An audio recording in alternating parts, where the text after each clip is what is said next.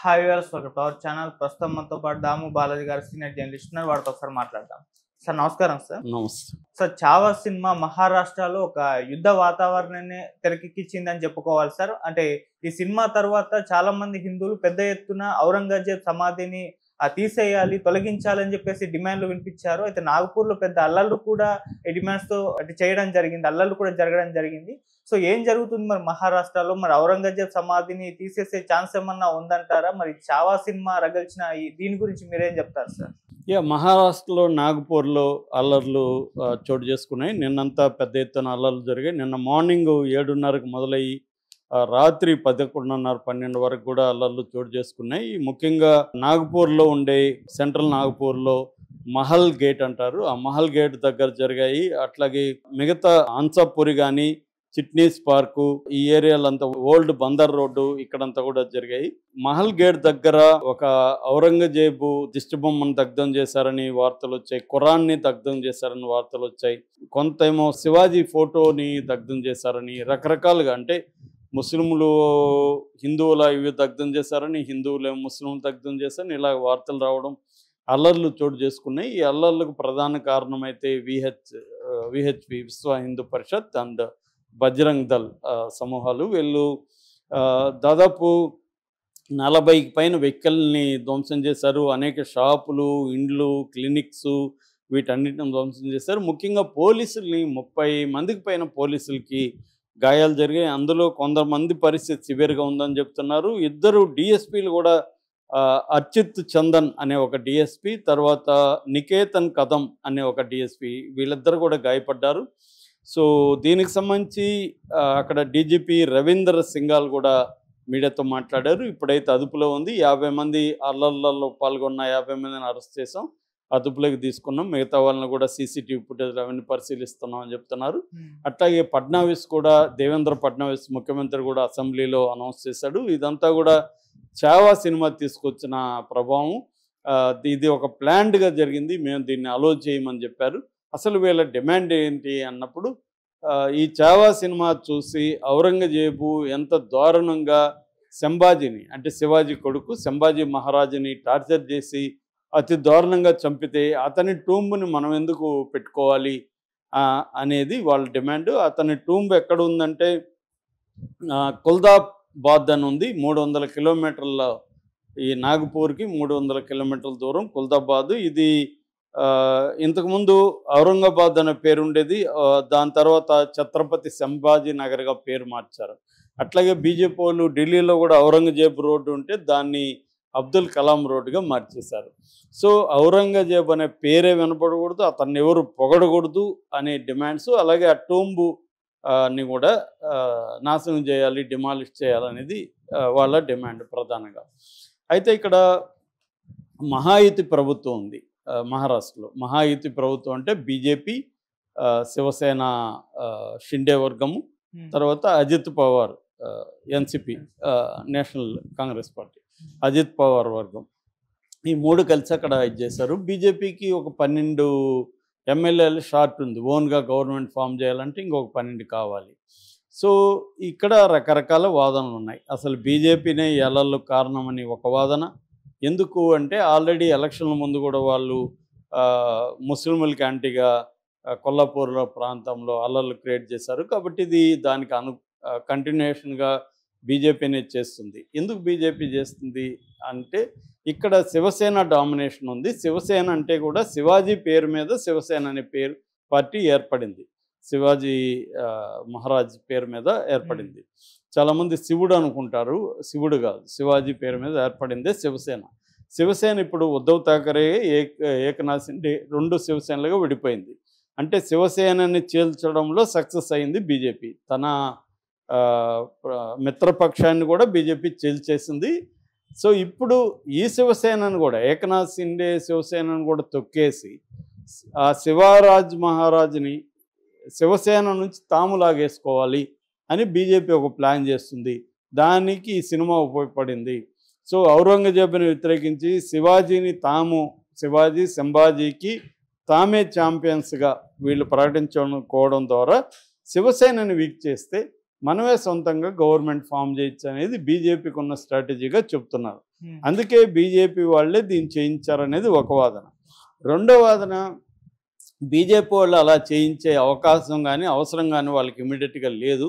ఇప్పటికిప్పుడు వాళ్ళు శివసేన నుంచి ఆల్రెడీ సగం శివసేన ఖాళీ చేయింది, ఉద్ధవ్ ఠాకరేదే ఉంది. రెండోది దేవేంద్ర ఫడ్నవీస్కి, అంటే బీజేపీ వేరు, బీజేపీ ప్రభుత్వం వేరు. ఇక్కడ బీజేపీకి ఏమైనా హెల్ప్ అవ్వచ్చేమో కానీ ఆ ప్రభుత్వానికి మాత్రం ఇది చెడ్డ పేరు చేస్తుంది. ముఖ్యంగా వాళ్ళు పెట్టుబడులు ఆహ్వానిస్తున్నారు నాగపూర్లో కావచ్చు, ఎందుకంటే ఫడ్నవీస్ది కూడా నాగపూర్లో కావచ్చు, మహారాష్ట్రలో అనేక పెట్టుబడులు వచ్చే అవకాశం ఉంది. ఇలా అల్లర్లు జరిగి మనుషులు చనిపోయి మత కళల్లో బయలుదేరితే అభివృద్ధి కుంటుపడుతుంది. అందువల్ల దాన్ని ఇప్పుడు సహించడానికి ఫడ్నవీస్ ప్రభుత్వం రెడీగా లేదు. అందుకని వాళ్ళు తీవ్రమైన చర్యలు తీసుకుంటున్నారు అనేది రెండవ వాదన. మూడవ యాంగిల్ ఏమంటే, అసలు ఔరంగజేబు టూముని కొట్టదలుచుకుంటే వీళ్ళు ఉద్యమాలు ఎందుకు చేయడం, వాళ్ళ ప్రభుత్వమే ఉంది, వాళ్ళు అనుకుంటే కొట్టేయచ్చు కదా అన్నది ఇంకొక వాదన వస్తుంది. ఎందుకు కొట్టట్లేదు, కొట్టాలనుకుంటే కొట్టచ్చు, కొట్టాలని ఉద్యమాలు చేయడం ఎందుకు, ప్రభుత్వం వాళ్ళదే కదా అంటే కొట్టడం కష్టం అనమాట. ఎందుకు కొట్టడం కష్టం అంటే, ఈ ఔరంగజేబు సమాధి నిజానికి చాలా చిన్న సమాధి, దానికి ఏమీ పైన రూపు కానీ ఏమీ లేవు, పైన మూత కానీ అవి ఏమి లేవు, ఊరికే ఓపెన్ సమాధి. ఎందుకంటే ఔరంగజేబు ఆయనది కూడా నేను బ్రీఫ్గా చెప్తాను, తన సింపుల్గా ఆయన తన సమాధికి డబ్బులు కూడా గవర్నమెంట్ డబ్బులు ఇవ్వలేదు. ఆయన తను కుట్టిలు అల్లికలు ఏవో చేసి దాంట్లో ఒక 100 రూపాయలు వస్తే 100 రూపాయలు ఇచ్చాడు, ఇంకొక 300 ఉంటే దాన్ని కూడా ఎవరికో డొనేట్ చేశాడు. ఆయన వెరీ సింపుల్ హ్యూమన్ బీయింగ్, తన డబ్బుల్ని తనే సంపాదించుకునేవాడు. అలాంటి కొన్ని లక్షణాలు ఆయనకు ఉన్నాయి. సో అందువల్ల ఆయన తన సింపుల్గా తన సమాధి ఉండాలి అనేది ఆయన కోరుకున్నాడు అనమాట. అక్కడ అంటే తన గురువు ఒక ఆయన ఉన్నాడు, ఆ దర్గా దగ్గరే తన సమాధి ఉండాలి, సూఫీ గురువు అనమాట, ఆ దర్గా దగ్గరే ఉండాలని, సింపుల్గా ఉండాలనేది ఆయన చివరి కోరిక. 1707లో చనిపోయినప్పుడు 89 ఏళ్ల వయసులో ఆయన చనిపోయాడు. సో అప్పుడు ఇది వచ్చింది. దీన్ని ఏం చేశారంటే, మన బ్రిటిష్ వాళ్ళే 1861లో ఒక చట్టం తీసుకొచ్చారు. అదేంటంటే అంసార్ చట్టం అంటారు దాన్ని, archaeological sites and remains act అనమాట. ఈ చట్టం కింద 3693 రేర్ సైట్లు కానీ సమాధులు కానీ కట్టడాలు ఈ చట్టం కిందకి వస్తాయి. ఈ కట్టడాలని చట్టం కింద ఎవరు కానీ ధ్వంసం చేయడానికి లేదు. ఇది central government minister of culture కింద ఉంటుందన్నమాట. సో ఇప్పుడు రాష్ట్ర ప్రభుత్వం అనుకున్నా కూడా ఈ టూంబ్ని, ఈ సమాధిని కూలగొట్టడం సాధ్యం కాదు. ఎందుకంటే ఆ లిస్టులో నుంచి తీసేయాలి, తీసేస్తే అప్పుడు కూలగొట్టచ్చు. ఆ లిస్టులో నుంచి తీసే అధికారం ఎవరికి ఉందంటే కేంద్ర ప్రభుత్వానికి, మినిస్టర్ ఆఫ్ కల్చర్ మంత్రిత్వ శాఖకి ఉందన్నమాట.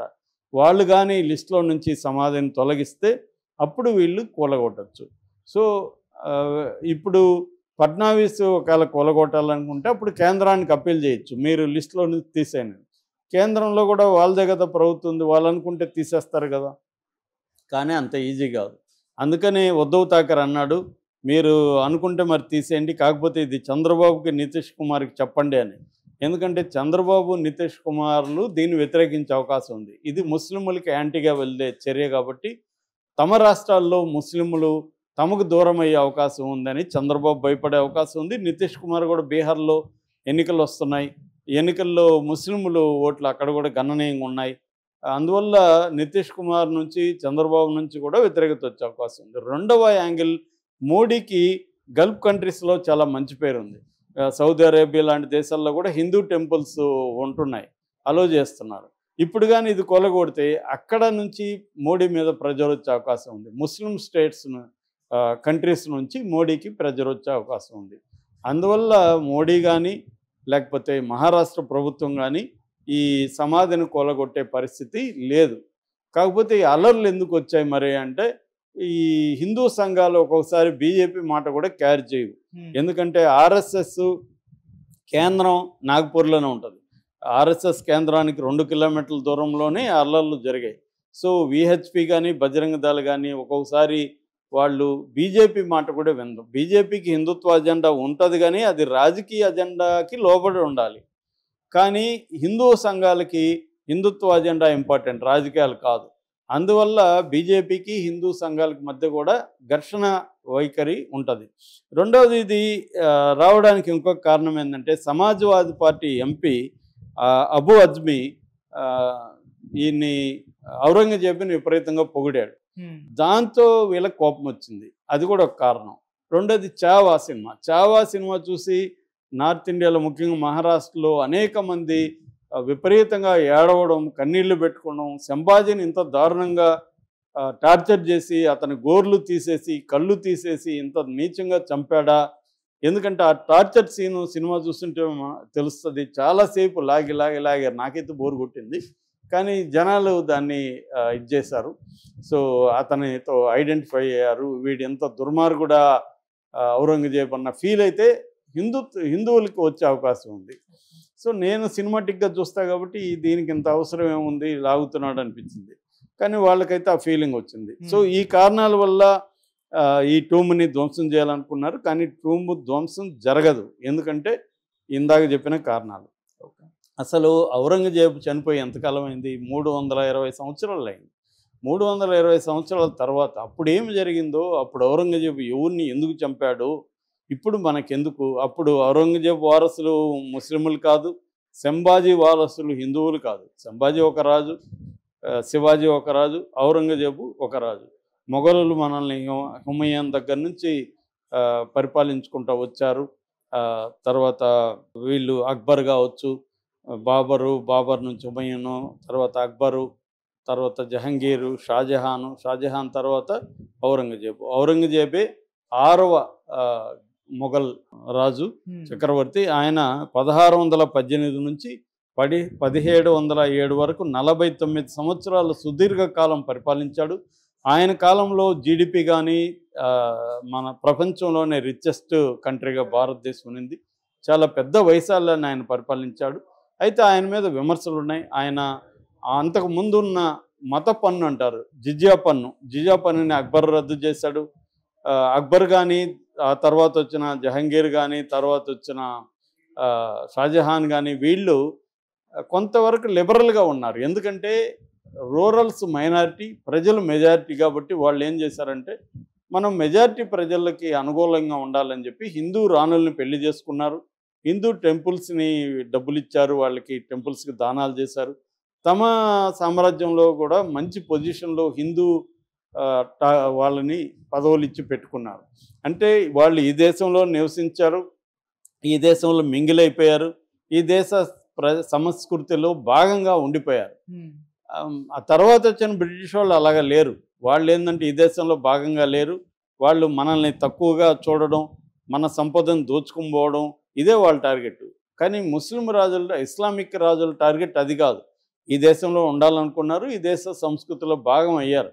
అందుకనే ప్రజల్లో పెద్ద ఎత్తున వాళ్ళ మీద తిరుగుబాటు రాలేదు. బ్రిటిష్ వాళ్ళు తిరుగుబాటు మీద రావడానికి ఇది కూడా వన్ ఆఫ్ ద రీజన్స్. ఇది ఒకటే సోల్ కాదు, కానీ ఇది కూడా వన్ ఆఫ్ ద రీజన్స్. ఎందుకంటే వాళ్ళు పరాయి వాళ్ళుగా మనల్ని చూశారు. కానీ అక్బర్ కావచ్చు, జహంగీర్ వీళ్ళు మన ఇండియన్ దీంట్లో కలిసిపోయారు అనమాట. కానీ ఔరంగజేబు వచ్చేసరికి ఔరంగజేబు మోర్ మతతత్వవాదిగా చెప్పుకోవచ్చు. అతని మతానికి ఎక్కువ ఇంపార్టెన్స్ ఇస్తాడు. అందువల్ల అతను ఎవరు హిందూ రాణుల్ని పెళ్ళిళ్ళు చేసుకోలేదు. తర్వాత జిజియా పన్ను కూడా వేశాడు. తర్వాత కొన్ని టెంపుల్స్ని కూడా, ఒక డజన్స్ ఆఫ్ టెంపుల్స్ని అతను ధ్వంసం చేశాడని చెప్తారు. ముఖ్యంగా కాశీలో ఉండే కొన్ని, కాశీ విశ్వనాథ్ టెంపుల్ వారణాసిలో కానీ, కేశవ దేవ టెంపుల్ని కానీ, ఇట్లాంటి టెంపుల్ని నాశనం చేశాడని చెప్తారు. సో అందువల్ల కూడా అతను టెంపుల్ నాశనం చేశాడు, హిందువుల పట్ల వ్యతిరేకంగా ఉన్నాడు అనేది కూడా చాలామంది చెప్తారు. అయితే చరిత్రకారులు రిచర్డ్ ఈటన్, ఆడ్రీ ట్రస్కీ లాంటి చరిత్రకారులు ఏం చెప్తున్నారంటే ప్రతిదీ మత కోణం నుంచి చూడకూడదు. మనం ఇప్పటి మత కోణం నుంచి 18th సెంచరీ లేదా 17th సెంచరీలో జరిగిన వాటిని చూడలేము. అప్పుడు కేవలం మత కోణమే కాకుండా అప్పుడు చాలా యుద్ధాలు ఎక్కువ జరగడం వల్ల ఆర్థికంగా చాలా సమస్యలు ఉన్నాయి. దానికోసం అన్ని రకాల పన్నుల్ని ఔరంగజేబు వేయాల్సి వచ్చింది. అట్లాగే టెంపుల్స్ కూడా, హిందూ టెంపుల్స్ అనే దాడి చేయలేదు ఆయన. టెంపుల్స్ అప్పట్లో political centres, economic centres, power హౌస్లు, దాంట్లో బోళ్ళు నగలు, డబ్బులు ఉన్నాయి. అందుకని కూడా ఆయన చేశాడు. రెండోది శత్రువులని అటాక్ చేసేటప్పుడు శత్రువులకు సంబంధించిన ఆల్ స్ట్రక్చర్స్ని ధ్వంసం చేయడం అనేది అందరు రాజులు చేశారు. ఈవెన్ హిందూ రాజులు కూడా చాలామంది చేశారు. ఔరంగజేబు కొన్ని టెంపుల్స్కి పరమాణాలు ఇచ్చి డబ్బులు ఇచ్చాడు, కొన్ని టెంపుల్స్ నిర్మించాడు కూడా. ఆయనకు అనుకూలమైన హిందూ రాజులు ఉన్న చోట ఆయన టెంపుల్, ఇదే వారణాసిలో కొన్ని టెంపుల్స్ని ఆయన జన్గంవాడి మఠం అనే దానికి డబ్బులు ఇచ్చాడు.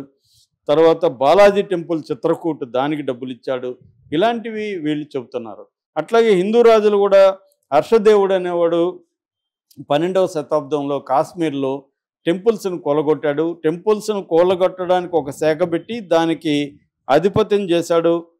దేవోత్పతన నాయక అతని బిరుదు కూడా, ఆ పోస్టు అట్లా పెట్టి చేశాడు కొన్ని టెంపుల్స్.